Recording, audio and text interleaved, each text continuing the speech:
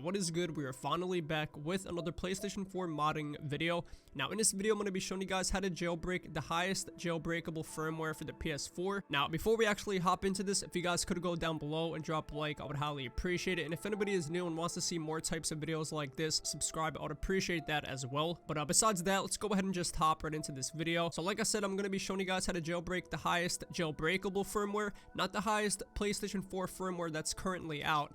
Unfortunately, that is not possible yet, so I'm going to talk about that right now.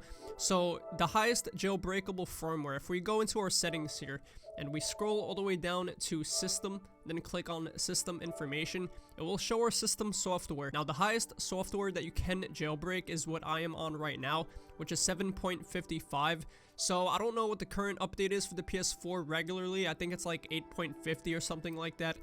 Anything higher than what I'm on right now, you can't jailbreak. It is not possible to do that, unfortunately. And I do want to say there's not a way to downgrade your system software either. Now, if you have an old PS4 laying around that you didn't really use for some reason, there's a good chance it will be on 7.55 or lower, and then you'll be able to jailbreak the system. So I just wanted to get that out of the way. If you're on anything higher than 7.55, you can't jailbreak and you can't downgrade. But if you are on anything lower, then you can. So if you just watch this video and follow along, you will have a jailbroken PS4 by the end of this video. Alright, so let's back out of here now. Now, let's go ahead and just jailbreak the console. Now, I do want to say you don't need a USB or PC. This is actually extremely easy to do. So all you have to do to jailbreak is go into your settings and go to network. This is going to sound weird if you're new to jailbreaking. Because, yeah, you don't need a USB or PC, so this will seem a little weird, but this is how you jailbreak a PS4 that is on version 7.55 or lower. It's not like how jailbreaking the PS3s used to be. You did need a USB and PC, but for PS4, you don't. So, to do this jailbreak, just go to set up internet connection here, and click use Wi-Fi, and from here click on custom, and it's going to ask for your Wi-Fi, so just go ahead and put in your Wi-Fi password. Alright, so there we go. I put my Wi-Fi password in, and it should load any second here, and there we go. Once it loads, we'll have IP address settings, so click automatic. Now DHCP host name, click do not specify. Now DNS settings, this is important. This is going to allow us to basically jailbreak the PlayStation 4.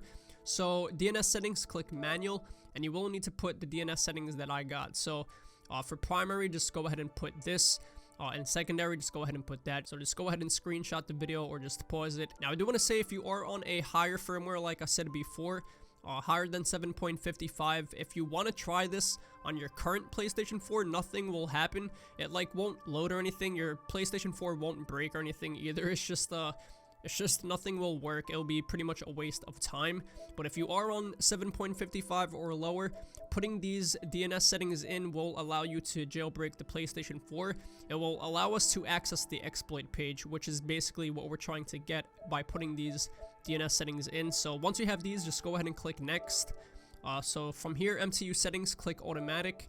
Proxy server, do not use. And here we go, internet settings updated. We don't have to test the internet connection because this console can't get online anyway. So just go ahead and click circle. We can just back out of here. And once we click into the internet browser here, we will have the exploit page, which will allow us to access jailbreak features. So there we go, we have the exploit page loaded. Now I do have a different exploit page that I'm going to use, so let me just load this up real quick. Alright, so there we go, we have our new exploit page loaded, updated for 7.55 pretty much. So yeah, from here we can now actually run the jailbroken state of the console, which will allow us to mod games. As you can see, we have GTA 5 mod menus at the bottom here, which is kind of cool. We can mod games and pretty much customize our PS4, install emulators, and do all that cool stuff. So to be able to have the PS4 allow us to do all that, all we have to do is look for this jailbreak plus gold hen option here, and just go ahead and click on it and just wait for it to load, and that's pretty much it. Now, since this is not really a full functioning jailbreak, it will take some time to actually get this option to load. So if I get it first try, okay, I did not. I was about to say I'll be extremely surprised. So we do have this message that does come up. This is normal. Just go ahead and click circle and just go ahead and wait for the page to reload. You will get that notification a couple times maybe. So just keep canceling out of it, and eventually the option for the jailbreak will work. Alright, so there we go. We have some white text at the bottom left here. When you see this, that's how you know it's kind of working, and you're getting like closer to finishing the jailbreak. Like I said, it's not a full functioning jailbreak, but it does work. It does take some time. I actually had to cancel the notification I got, like probably I think 7 or 8 times I just did it. And there we go. We actually have the second page with the white lettering, so we're pretty much done from here. All we have to do is just to wait for some notifications to pop up on our PS4, and we're pretty much done. Okay, a matter of fact, my PS4 just froze, so there goes that. So I'm gonna go ahead and restart the PS4, and once I get back to this page, I will continue the video. So let me go ahead and reboot and pretty much do this again. Alright, so I got some white text here, finally. Dude, that took way longer than the first time, so like I said, if it doesn't load within like a couple of times for you, just keep trying, it will work. So there we go, we're finally back to where I was. Hopefully my PS4 doesn't freeze again, but at this point we should just be waiting for some notifications to pop up on the screen. So I'm just gonna wait until they start coming up, and then I'll cut the video until we get it. Alright, so there we go, we finally got some notifications, and we have a pop-up right there that says you're all set. We could click OK on this.